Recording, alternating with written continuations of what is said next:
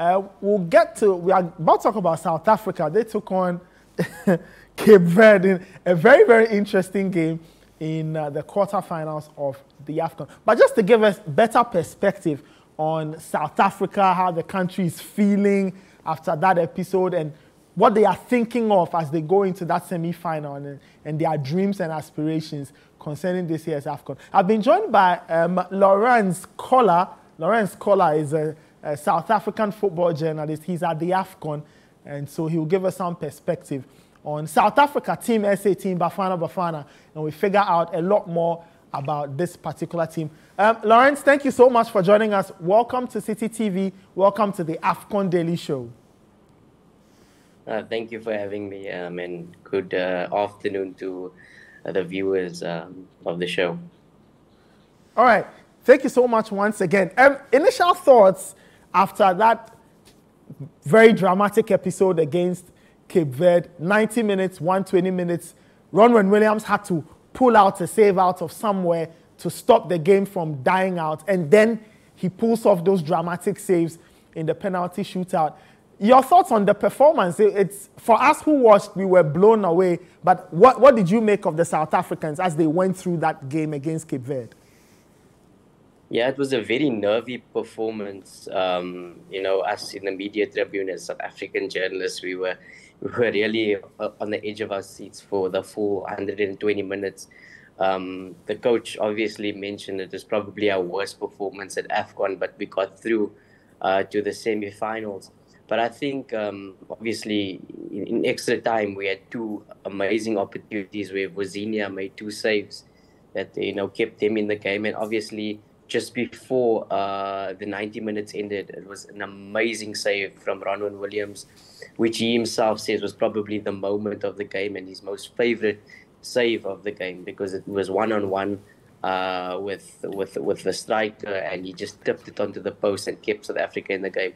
We were always confident that he would win us the shootout, because he's a penalty specialist from his days at SuperSport United. We know we can rely on Ronwen for penalties, and obviously he credited the analyst and the goalkeeping coach for the amazing work they did pre-match to help him guess all the right ways of all the penalty takers, which was very challenging for them to find data and videos on many of the Cape Verde players who were scattered all over the planet. I see. I mean, personally, how did you go through that shootout? Because whilst Williams was saving, the South African players were missing as well. Yeah, no, look, I mean, like I said, we were confident Williams will always save penalties. It was just a matter of the guys on the other side, keeping their composure. But it all happened so quickly. It was just an amazing night and an amazing feeling for South African people at large. And long may it continue. Not many people expected us to get this far in the tournament, not even our own fans. I guess only the coach and the squad themselves were very confident going into this tournament, because they kept saying it. They said we've done well, we prepared well over the last 2 years, and we believe that we have a squad and team spirit that can take us far into AFCON.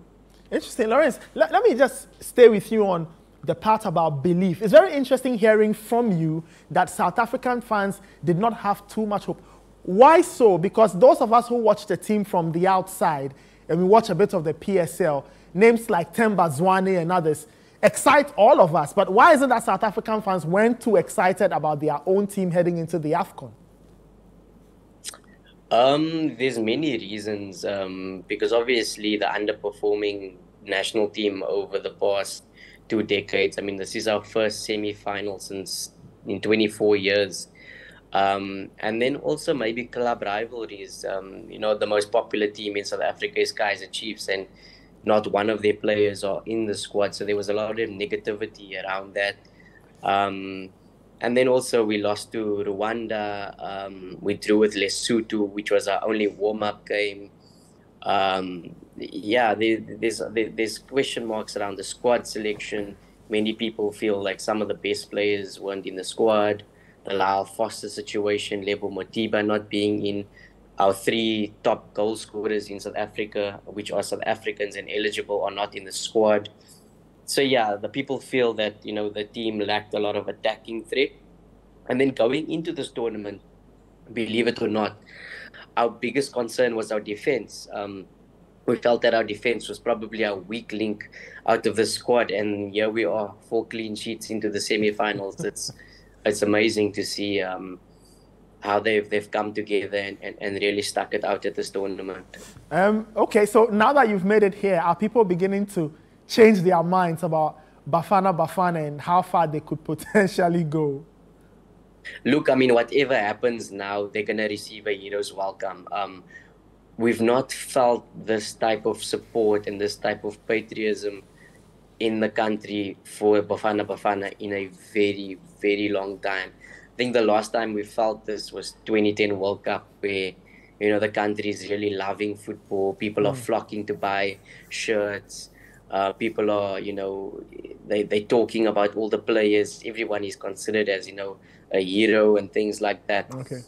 So whether or not we make it to the final, or even if we come fourth, I feel that the airports are going to be crazy when the team comes back to South Africa.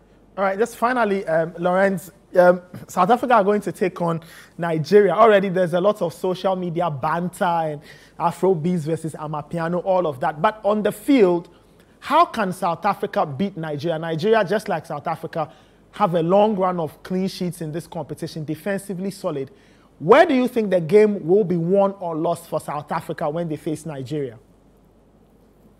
I think Nigeria is it's a tricky opposition because they're the only team that we're gonna face we faced so far. They're the back three, so they provide a completely different tactical approach to the game. I honestly think Nigeria, where they struggle with us, is when we keep the ball. They don't like pacey players. We've seen that in the past when they've really struggled against us. It's when we use our pace on the flanks and up front.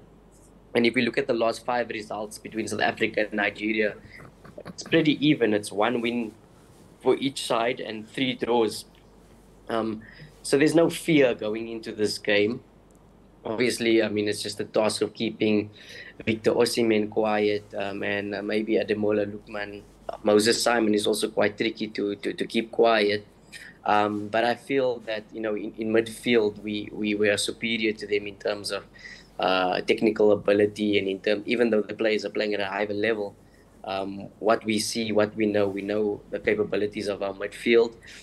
And yeah, it's going to be probably one of our toughest games that we've played in many years, because, as you said, there is a rivalry between the two countries. Even though the fans of Nigeria might not admit it, between these two countries, there's always fireworks. I see. Lorenz, thank you so much, and all the best to Bafana ahead of that semi-final. Thank you very much. All right, that was Lorenz Köhler, South African journalist. He's following the competition up close and personal. He's in Abidjan, works for iDiski.